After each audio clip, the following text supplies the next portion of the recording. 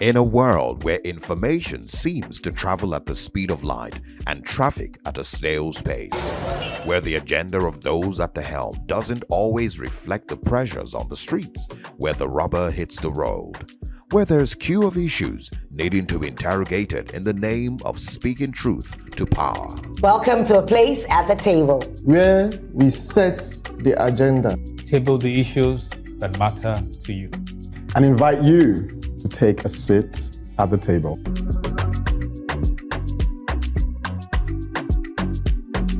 Welcome to A Place at the Table. Do you sense it? Today is a day for tough talk. I'm starting with a cautionary tale about a certain expelled UNIZIK student. Kate, I know the one you speak of, and yes, tough talk is my kind of talk. I'll be tabling the developments concerning the Lagos State House of Assembly brouhaha. Elsie, nice to meet you at the table. Thank you, Aisha. I too know of the brouhaha you speak of. My advocacy is also topical. I'll be speaking on the NAFDAC rates and asking, is it real reform or just for show? Welcome, Kingsley. You are even fresher than me at this table. Thanks, Elsie. As the new kid on the block, you could say I'll be taking us back to basics. I am saying what Africa lacks isn't great leadership, but common leadership. Fancy that, Kingsley. We already have something in common. I will also be speaking on leadership and saying ethical leadership is about having the courage to name and to shame. Well, we have something in common. Here at the table, we say it like it is without fear or favor. You're looking for courage? Feel free to tap into some of ours.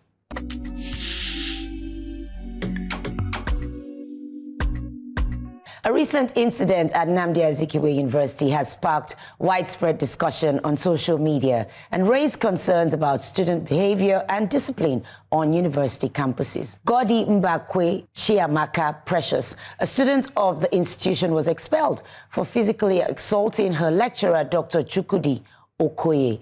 The incident, which was captured on video, showed Precious confronting and physically attacking Dr. Okoye. The initial video showed the student in question trying to record a video. The lecturer had walked past her, tapping her on the shoulder so he could make his way through. Her utterance at his action, in my opinion, was sad to see. The video quickly went viral on social media, with many condemning Precious's actions and calling for her to face disciplinary action. I was particularly impressed by his demeanor during the whole attack. He kept a calm face and didn't utter a word. Following an investigation, the university's management took swift action, expelling Precious from the institution. While some have argued that the punishment was too harsh and severe, others have praised the university for taking a firm stance against violence and indiscipline. In a surprising turn of events, allegedly, Precious recently apologized to Dr. Okoye in an emotional meeting where she was accompanied by her parents, siblings, and some university staff. While the apology was seen as a positive step, the university's disciplinary measures remain unchanged. Interestingly, Precious was expelled but not rusticated, which means she can still gain admission into another institution of learning.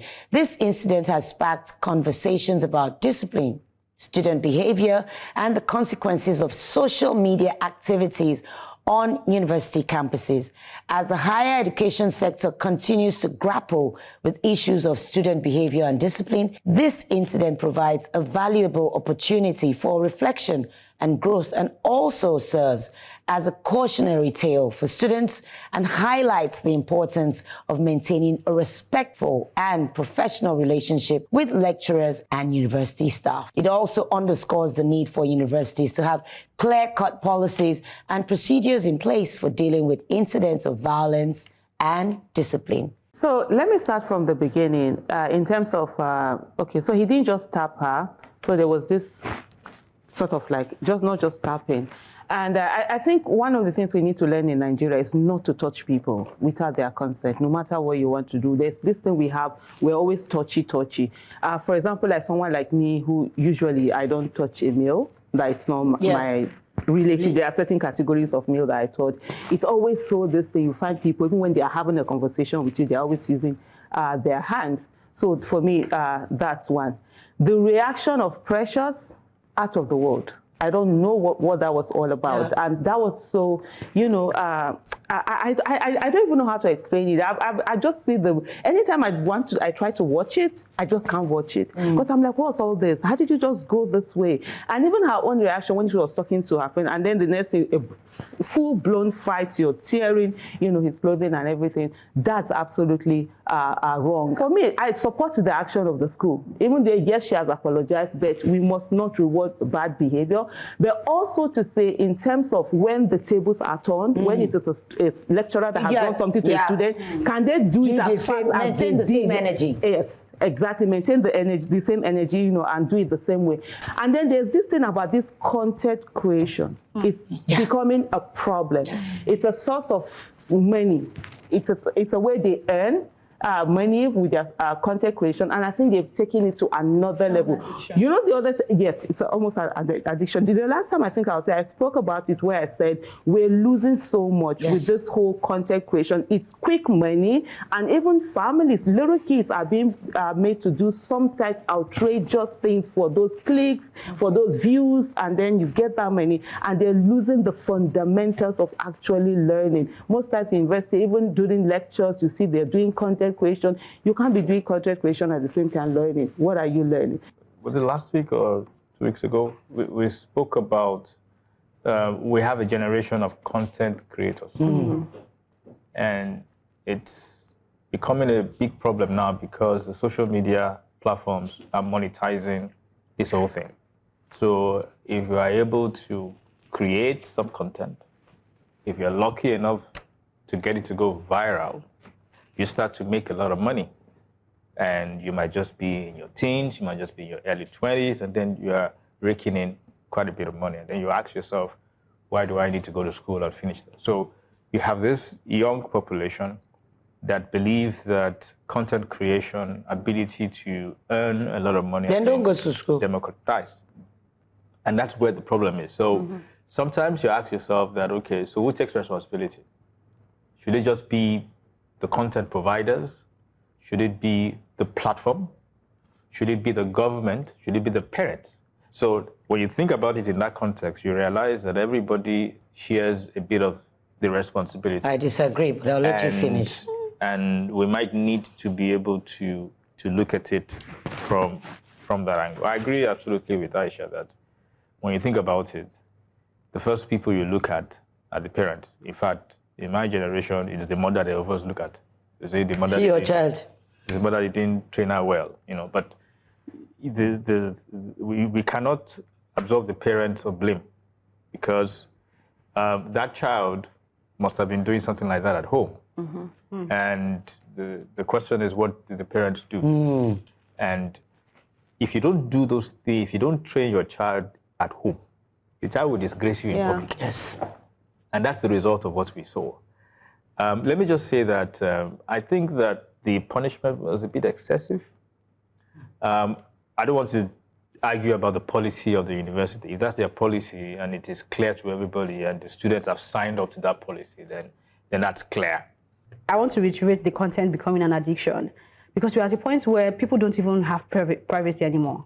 Like everything goes. If you look at the angle of the video of herself, that video came out from her phone. Yes. Yeah. So it means that she saw it, she watched it, it was okay, and she posted it, which is the genesis of this problem now, right? So maybe she thought she could get sympathy. Of course, she would get views, and people would then maybe insult the lecturer or whatever the case was supposed to be. But that baffled me when I saw it. Like, you posted this thing, you released this video. I mean, if that thing had escalated at that point, what I expect is that you go back and delete that video so that the real evidence of the beginning itself will not be there. But you gave us the evidence, right? So we need to address what content creation is doing. I agree that it gives money, but it also takes away the value of understanding process. Process to success, process to growth, process to learning. It's now fast money, right? It's okay to have fast money, but what are the values that are lost along the way? Along the way, like what are we doing? So I agree with Mr. Yinka when he says social media should be regulated, because you find out that countries are beginning to regulate social media, especially to kids. Yes. But in regards to the punishment, I think the punishment was right. And why do I say so? Thank you. She got fair hearing. And when we talk about fair hearing, talking about a committee was set up, and the committee investigated the case. She had the opportunity to, speak and every other thing. And I mean, violence is violence. In my organization, any form of violence, the smallest violence, nip it. That's it. That's nip it. Terminated. So I completely agree with the punishment, and I also agree with regulating social media, because if we don't regulate social media now, we probably might lose the next generation. And that's the truth. Fantastic. Well, I've answered you. I disagree. Kingsley and we are on the same level. Maintaining standards is about enforcement, not just fancy policy statements. Certainly, Kate, it's where the rubber hits the road. It could also be about resisting tyranny.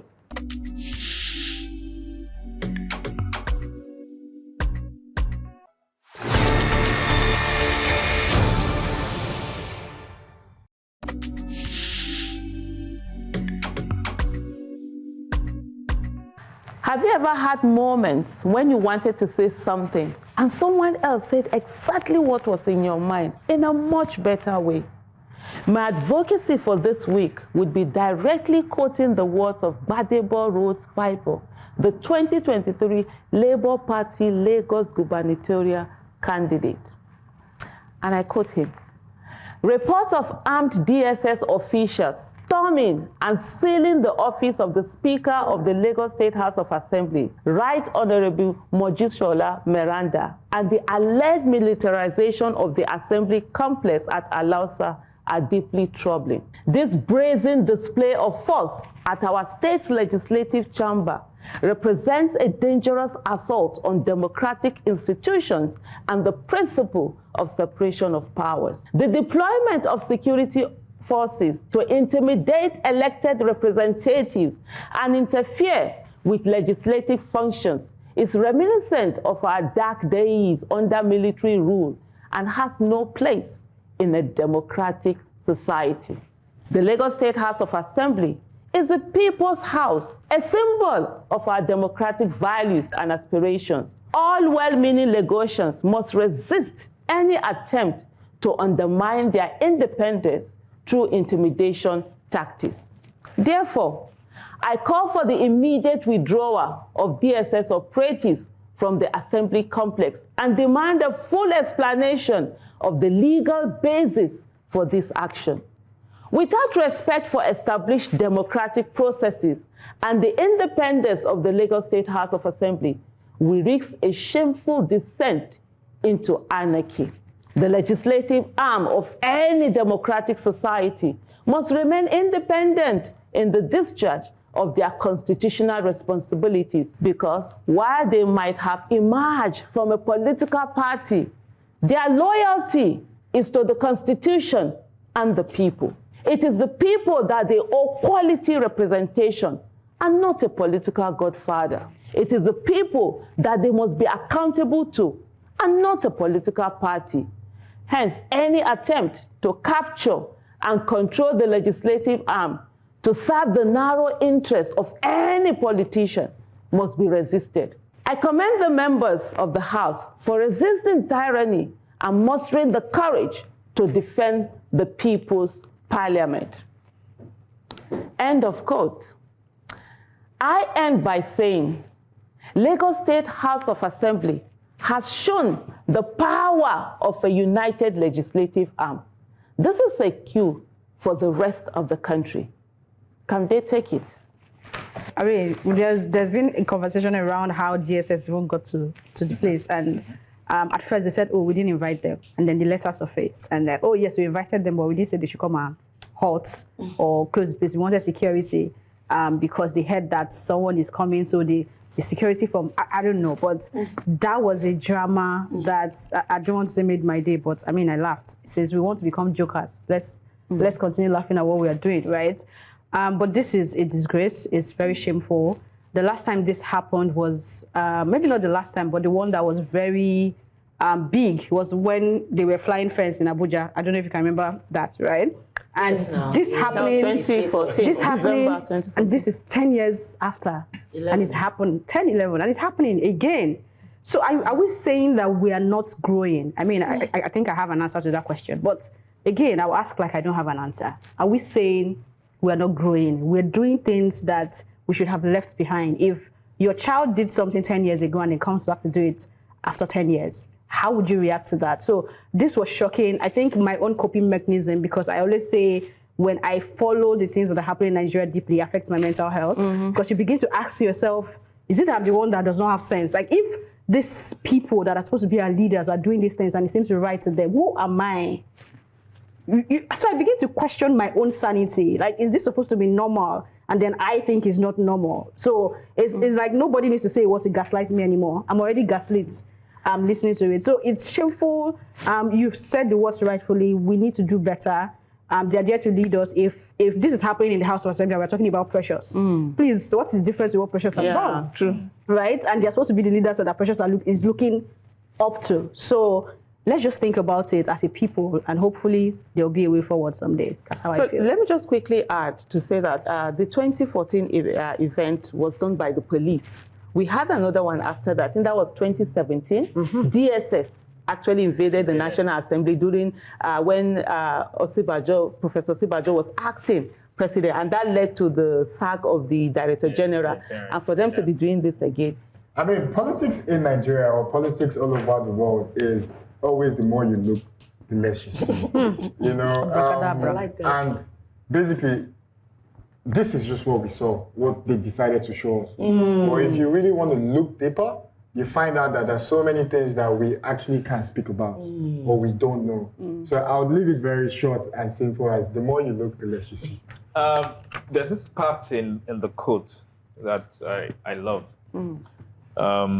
It says the Lagos State House of Assembly is the people's house. I need to emphasize that. The Lagos State House of Assembly is the people's house, a symbol of our democratic values and aspirations. It's important for people to understand that any invasion of that house is the same as invading the house of a citizen. Yes. It's like somebody violating your privacy or busting into your house and say, I have a right to be here. And, you know, Nigerians, particularly Lagosians, must rise and say, no, this is wrong. Now, like Elsie said, there's an argument of who invited who. Somebody said, no, they invited us. They said they didn't invite us. But for me, it doesn't matter. We have an example that what happened in the US, for instance, when the US Congress was invaded. Okay? Well, you know what they called it? An insurrection. Yes. Pure and simple. And the people who did it were arrested, they were tried, they were jailed. Of course, Uncle Donald Trump. Uncle Donald Trump has pardoned them. That's a story for another day. Those are fellow invaders. You know, so I just want to emphasize the fact that, look, it's our house. And regardless of what the politicians in there do, like Kingsley said, you know, whatever they do, we will hold them accountable at the ballot box. But it is not for, that's another story, right? But it's not for law enforcement or whoever they call themselves to invade that house for any political purpose. You know, I saw something on social media how people were sort of maybe laughing at the honorable speaker that she cried. And they are saying it showed a sign of weakness. No. Heavens, no. She was given a vote of confidence. And for her, I'm sure that moment felt quite overwhelming that in the midst of this insurrection into the people's house, my members still deem it fit to say, we stand with you. And that should be a united front. And thank you to the speakers that did this. Coming back to it, are we really practicing democracy? That's the question. One. Oh, yeah. Are we? You took my word, a symbol of our democratic value and aspiration. Is this what we're aspiring to? Democracy or anarchy or insurrection? We should choose one. And then something about Aisha, your advocate said independent, but they are dependent somewhere. They are supposed to be independent. They are supposed to be independent, but they are dependent. Maybe there's a feeding bottle, I don't know. Yes, and basically, I think our security forces need to do better in terms of entry into certain places. I mean, it's not like it's a SWAT that you go break down the door. If you were invited, what were you invited to do? If you're invited to keep the peace, stay at a reasonable distance. If you are thinking that somebody is coming with whatever, you protect the house. Not that you yourselves are invading the place. I mean, it sparks of just anyhowness, just because you have guns. And I keep saying, if this was a country, everybody carry gun. We for know who be who. But that's all I'm about to say. Where courage is shown and a stand is taken, it falls on others to uphold that standard. Hear, hear. Yes, Aisha, a certain late Dr. Dora Akunyili comes to mind. How are NAFDAC upholding the standards she sets, I wonder?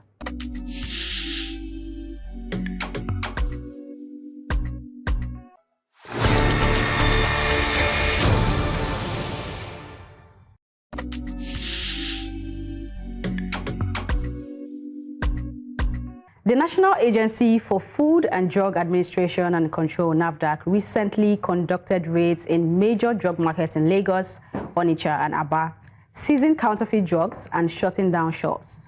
As expected, the media was flooded with praise for another successful operation.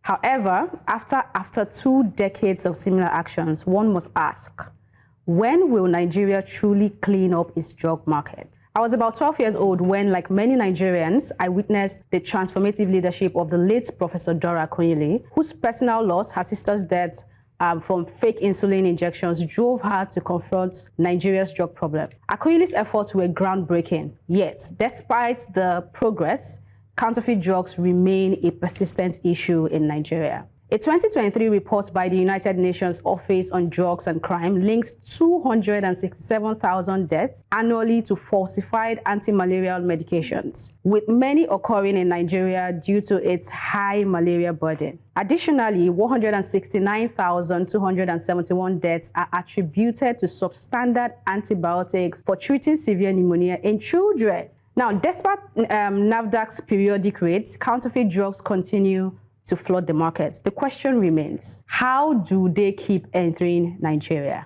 Who are the importers, enablers, and corrupt officials responsible? A snake is killed by cutting off its head, not by chasing its tail. Until Nigeria addresses corruption at the borders, weak regulatory oversight, and compromised enforcement agencies, these raids will remain ineffective. Professor Akunyili introduced technologies like the TrueScan device for instant drug authentication and the mobile authentication service for consumers to verify medicines via SMS. These were followed up by nationwide public awareness campaigns about counterfeit drugs and unsafe food products. However, the status of these technologies is unclear. The focus must shift from media stunts to reforming the drug supply chain, strengthening border security, and enforcing strict penalties for counterfeit drug manufacturers and importers. Nigeria must stop performing for the media and implement lasting regulatory reforms that ensure only safe medications reach the market. Anything less is just a performance while lives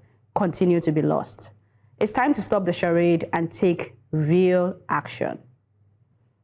Oh, late Professor Dora Akunyili. Rest your soul. Rest in peace. Her shoes are huge shoes. I don't know who's going to be able to feel them. I saw the video. Some of them, there was this house, room to room, wall to wall. They're changing the dates. I'm like, these people don't care who they hurt in the process. You're talking about 267,000. I'm sure that's even you know, a tip of the iceberg. 169,000. They don't care about children. I would advocate for death sentence straight up because you are taking lives. Absolutely. And the onus is at the point of entry. I don't care what anybody's going to tell me. It's not enough for the customs and the border agencies to declare profit.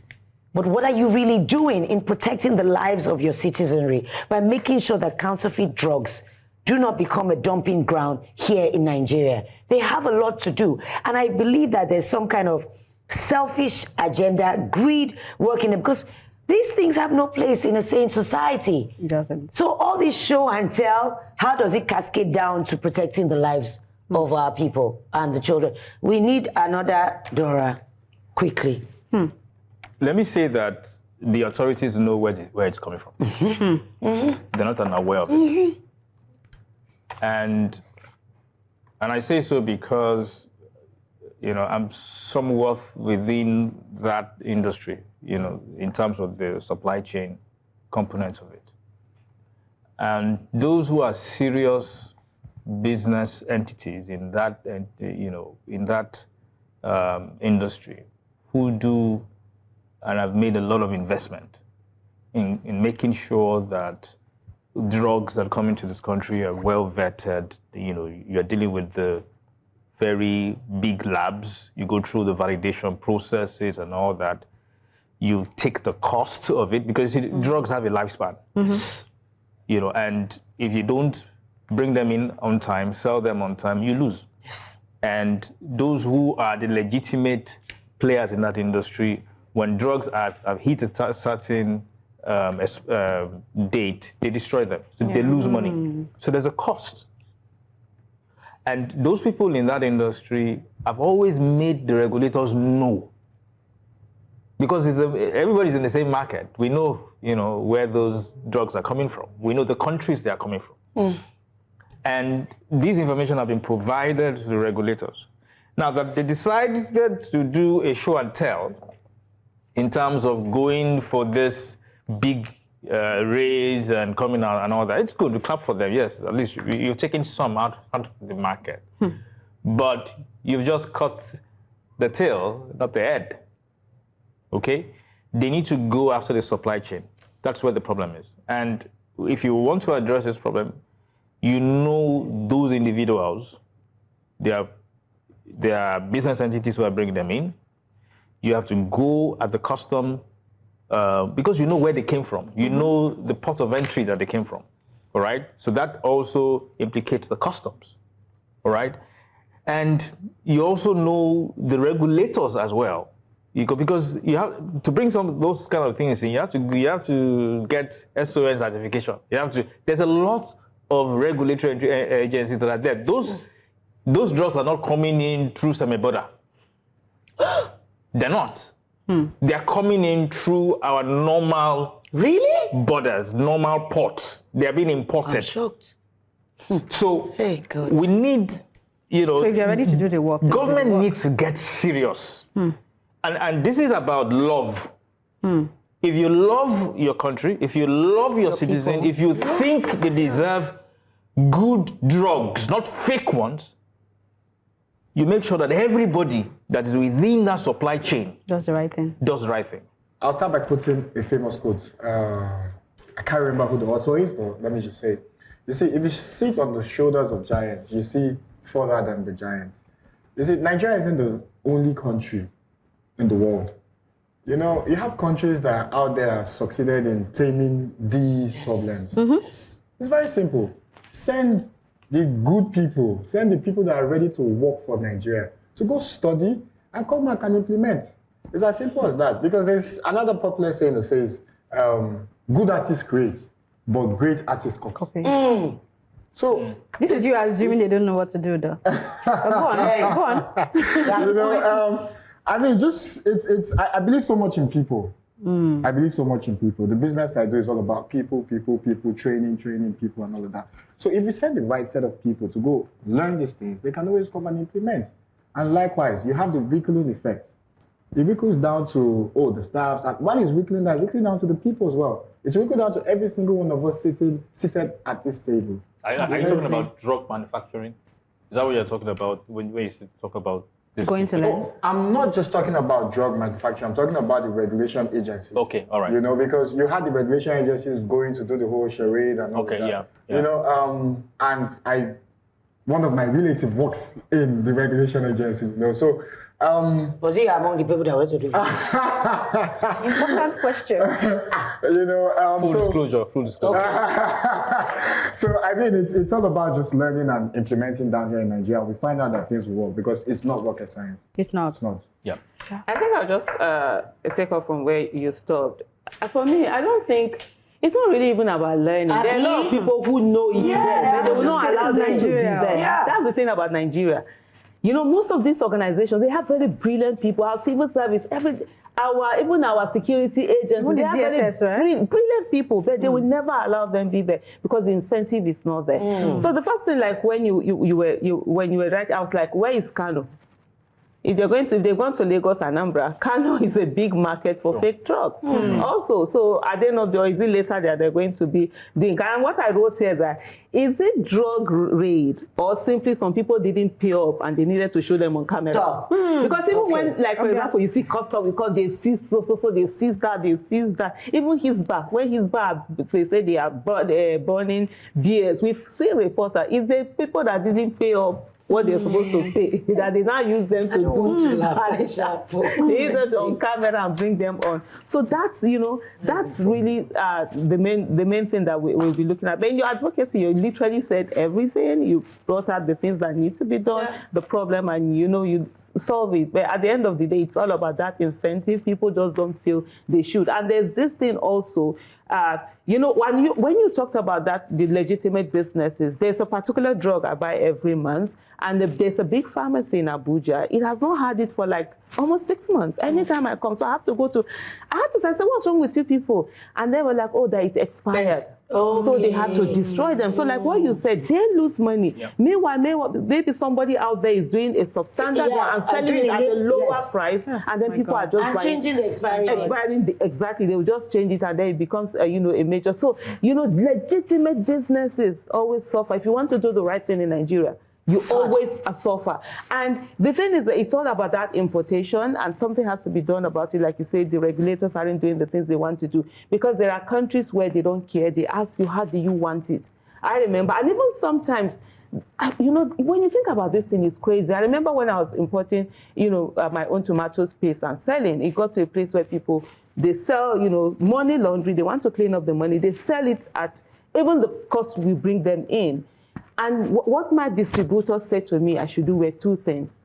Either I reduce the quantity or the quality. So quality means that it shouldn't be as good as it used to be, or quantity, instead of 100 grams, we put like 85 grams, and then you use that one to make. I'm like, I would rather not do the business than do any. So I shut down, the business. So a lot of people who want to do things right are shutting down. And then what happens, I think at that time, I had like close to maybe 30-something to 50 staff. I have to let them go. So when people are saying that there's no job, it's not your village people. It's the corruption that is affecting them. Well, a cautionary note, just in case the customs and the people at the border don't want to do their jobs. You're letting in these bad drugs, you will get a member of your family. It's real. Simple. It's real. Simple. May the labor of our heroes past never be in vain, and everyone says, Amen. Amen. Heroes past and present, or put another way, Elsie, perhaps we are busy looking for heroes, whereas what we desperately need are common leaders.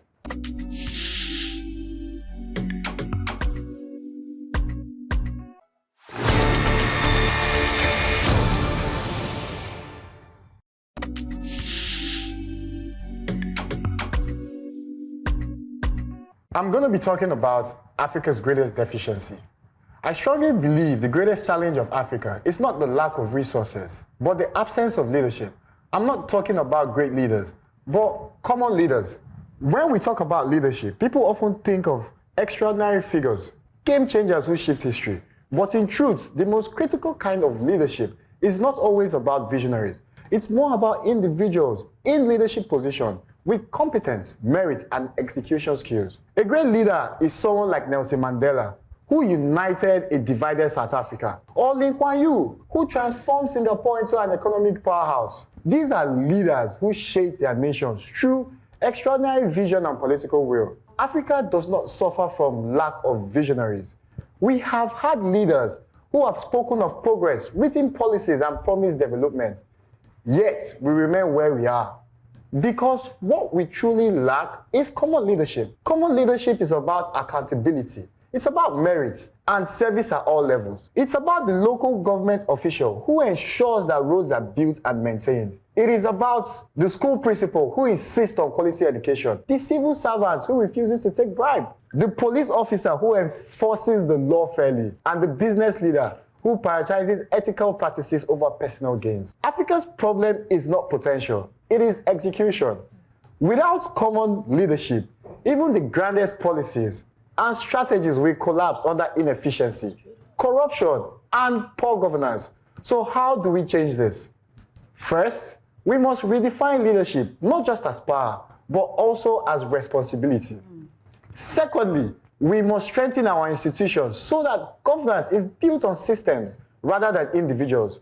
Third, we must demand more, not only from presidents or governors, but most importantly, from ourselves. Each of us has a role to play in creating the Africa we envision. Africa's destiny isn't limited by its resources. It is determined by the quality of leadership.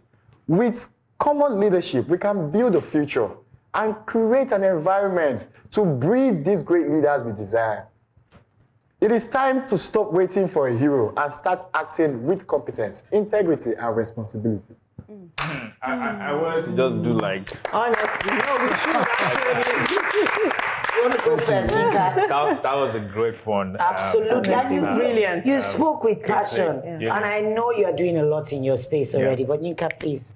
It's a great... And I like the way that you made it simple. Yes. You brought it down to the little things.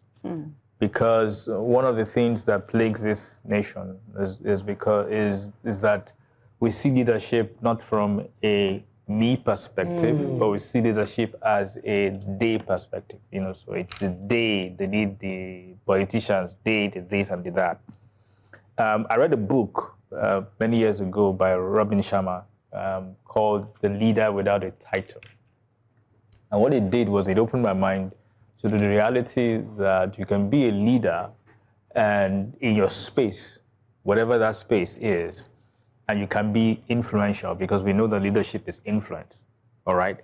And so I love the part where you broke it down. You said that it is a local government official who ensures roads are built and maintained. It is the school principal who insists on quality education. The civil servant who refuses to take bribe. The police officer who enforces the law fairly, and the business leader who prioritizes ethical business practices over personal gain. Africa's problem is not potential, it is execution. It's, you know, breaking it down like that makes people to understand that wherever you are a leader in that space, and you have a responsibility to deliver. And so the answer to Nigeria's problem lies with Nigerians assuming leadership for the position that they have been given, for the responsibility that they have been given, and making sure that they deliver it. Leadership is stewardship. It's serving. And we don't have leaders in Nigeria. We have a lot of rulers. But we have some leaders amongst our people. That's everyone here on this table. We have Martin Luther King, we have Rosa Parks, we have Aisha, we have Yinka, we have Elsie, we have you, Kingsley, doing your bits in your own little space. We have the late Dora, we have Eroms, he's on social media, educating young people about the need to get involved in local government elections and not just wait until it's time for governorship. He's giving you numbers, he's giving you figures about the allocations that local governments are getting. He's hardly getting views, but I make sure I retweet everything that he does. We have Tunde Onokoya, chess. He started small, then boop, boop, boop, boop. These are the leaders we're talking about, each and every one of us in our own little space, doing our bit. And in the end, when we coalesce together, we're going to have that change that we want.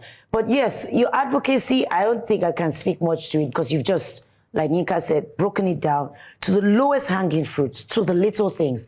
And it behoves on all of us to contribute our own bit. Whether people are shouting noisemaker or whatever, like they like to attack this, my sister here.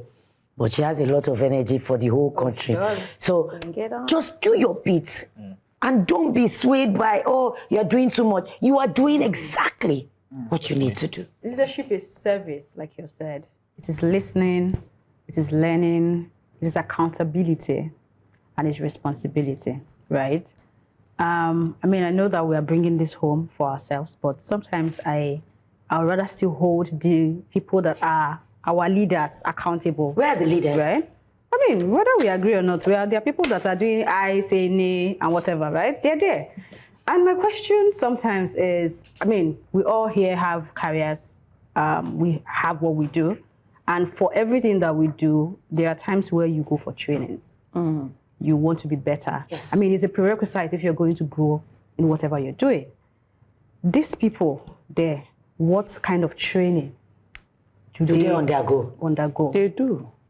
What kind? A the lot. Kind that would help them have extra codes and sit down and collect They money. just go for shopping, they don't go for the trainings. So if as a people, in your career, in your personal life, you understand the value of training and learning from, you said something about the quotes around artists and copying and all. They see it. They never try to implement it. You go there, you enjoy it, you see how it's done, and then you come back to this chaos and you're okay. You are not thinking, as much as I don't like to blow people's trumpet, especially when I know that they can change in a matter of seconds, right? I still like to give kudos to Honorable Fashola. Because I remember when he was governor. Yes, so. And it takes me back to saying, oh, yes, Nigerians, I agree that we have responsibility, but humans are really not wired to lead themselves, which is why we have leaders and those that are qualified to be leaders, right? Remember when he wanted to implement the seatbelt thing? Yes. Everybody said it's not possible. But right now, it is now it's a way of life. So the mentality, the same Nigerians that you complain about, once they leave this country and step into another airport, everybody behaves. They comply. And he stopped the siren To make human beings behave the way they are supposed to behave, there has to be systems, there has to be structures, and there has to be consequences for actions. Yes. So we need leaders who understand these things, who are ready to learn, who are ready to listen, who are ready to serve. You see, one of our major problems in Nigeria is the mindset problem. I believe so much. Say someone gets the position of president or a leadership position of a state, let's say governor or something. I think one of the first things you need to do is to work on the mindset. And how do you do that? You do that with the radio stations. You do that with the TV stations. You have programs like these that keep pumping into people's ears constantly, especially the radio, because you find out you can't give what you don't have, though. You see, that's the thing. That's why I said that if someone on this table gets to that leadership position, obviously, I'm sure everybody on this table has gotten to a level. I mean, we're all exposed to some extent. Yes. We've all gone through training, and we've seen what training can do to you or would do to a particular individual. Yeah. You know, there's also a saying from the Bible that says, faith comes by what? Faith comes by Hearing. And hearing. Always. What's that hearing? That hearing is the mindset. You're working on the mindset. You're changing the mindset. So when we have a person that is ready to invest, say the state funds or the country's funds, into mindset, into constant radio, into constant TV, programs back to back, you find out that people will start to believe that, yes, we can do it. I agree, but I want them to invest in themselves first. Because once they do, it will be easier to understand what you are saying. But this thing you said now, it's like pouring water into baskets. So, Aisha has something to say, I'm sure. Okay, at the end of the day. I'm just telling you guys. But you said it in this. But the thing is that bad behavior has been incentivized in our country. So it's rewarded all the time. So it's easier to behave badly. So that's why you see someone with good intentions getting there. Before you know what's happening, you say, did we tell you to come and be doing messages, buy rice and give us money? Yeah. They are demanding for money. So you need to, you need to take care of their needs. You start dipping your hands where you're not supposed to dip your hands into. And when you talk about that common leadership also, a lot of people, they don't have the moral justification to call out those leaders because they are also doing the same thing. If you're standing in your small office, what mouth do you have to call out someone else who is doing, the same thing out there? I'll bring in that to somewhere I always talk about. What kind of leadership do we show in our houses? Do parents allow the kind of leadership where they are held accountable? where they know that the kids also have a say in the home, or is it this dictatorial kind of leadership? And then people grow into society and we assume it's like that because we're used to it right from birth. We've been conditioned to be treated anyhow by whoever has authority, and we just keep going with it. So, but I love the way you put it down to the fact that that common leadership is really what makes the country, to work. Yes, we might have this great leadership that comes once in a while, but we need to focus on getting those right. At every level, there is a call for common leaders, or even everyday heroes. Wait, Yinka, isn't that a cape I see draped around your shoulders? Keep looking, Kingsley. Your eyes may not be fooling you.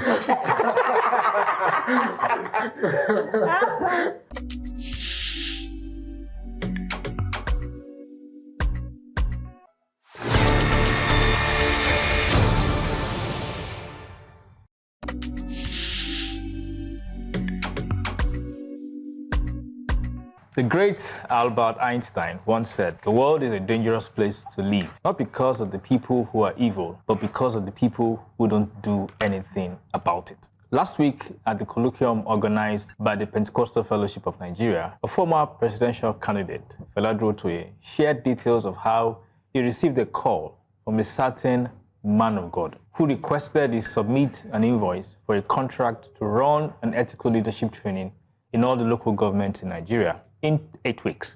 He ended up submitting a bid of 1.3 billion, excluding management fees. 3 days later, he got a call congratulating him on getting the contract.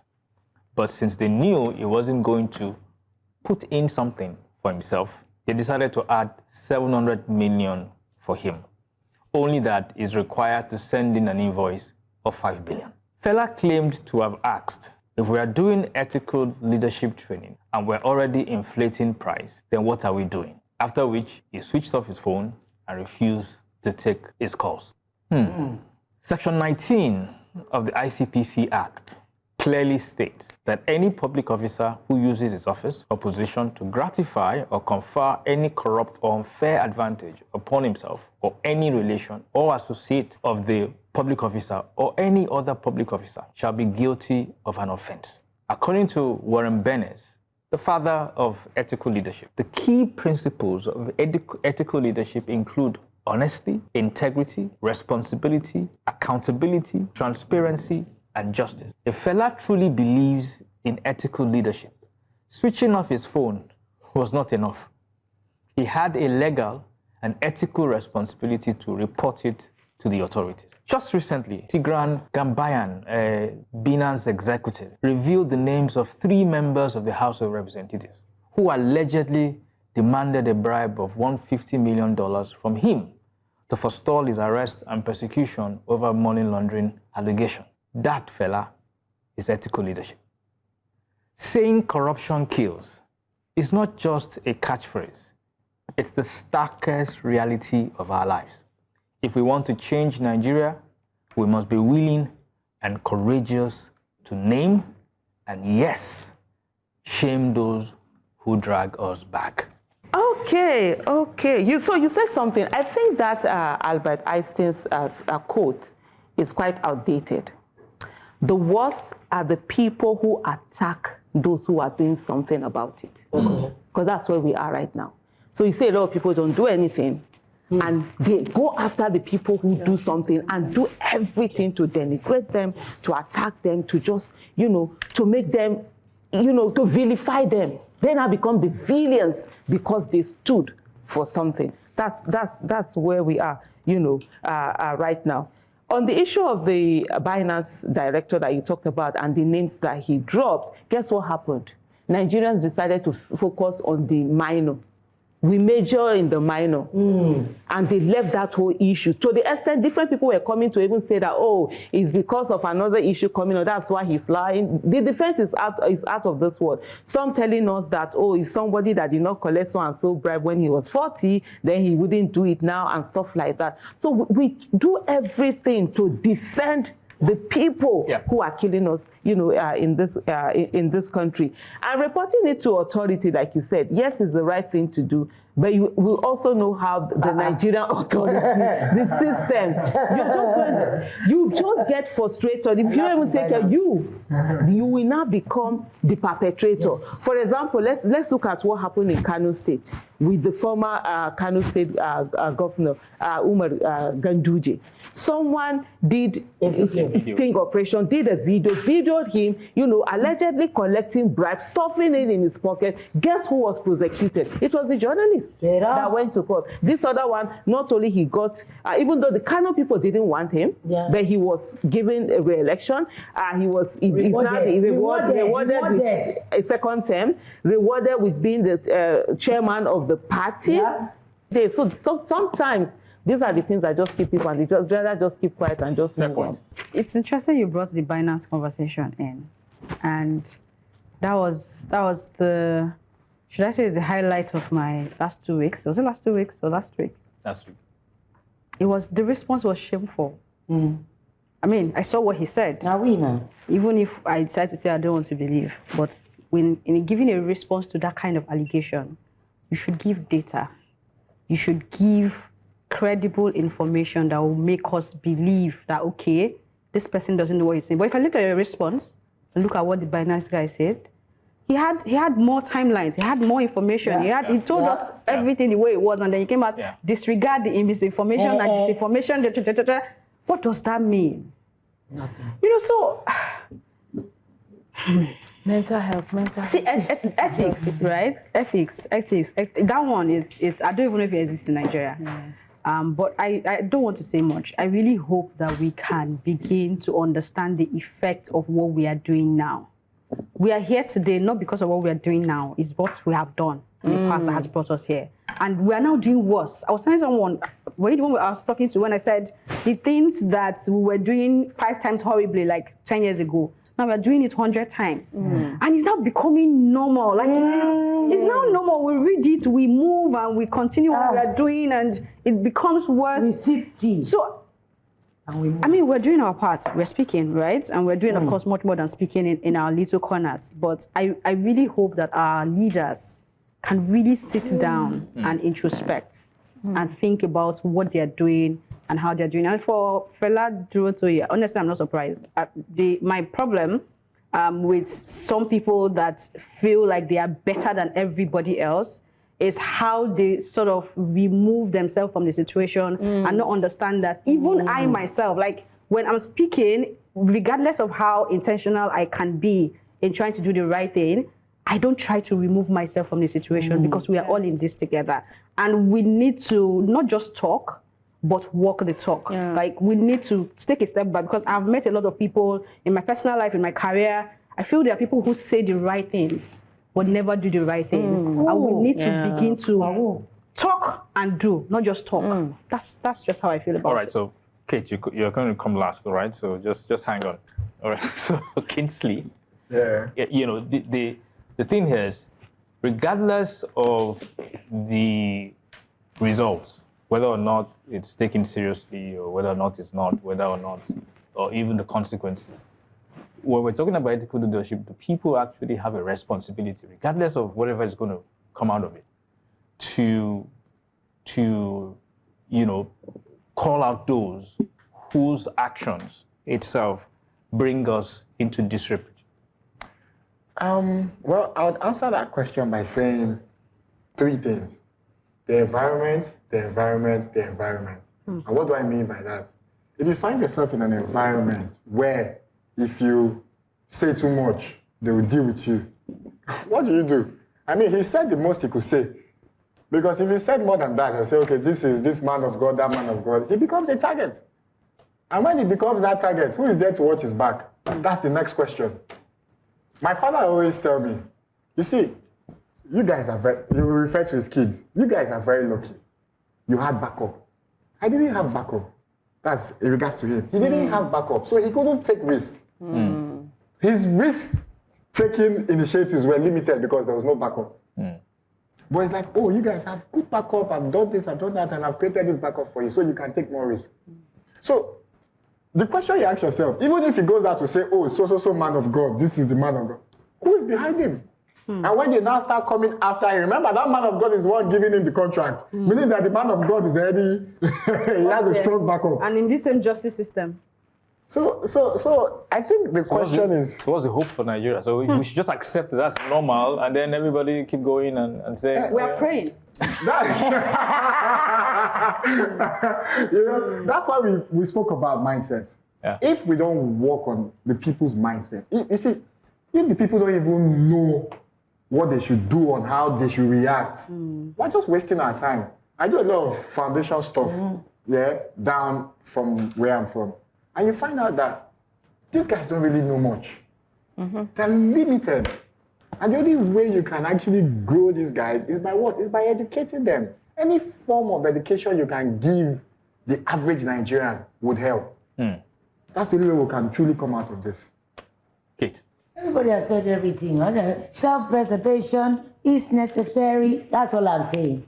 Tigran has gone back to his country. I hail him very well. I hail him, but Fela is still with us. We don't want to lose him. There are repercussions of naming and shaming. I'm not saying don't name and shame, but be prepared to take the backlash, even from the people who are supposedly hailing you from the back, who are nobody. You have Aisha's courage. All this at all. Like Zuma always says, these laws, rules, regulations, they're mere suggestions without consequences, and they're just for poor people. You know, so that's just it. We move. We once said it here that fear usually speaks to self-preservation, whereas courage looks outwards to the preservation of others. Being our brother's keepers means that we must get off our backsides and do something about the problems we are faced with. We can't afford to switch off. It begins with us at the table on the issues that matter. Till then, it's goodbye from all of us. Peace out. Yo, yo, yo. Come on.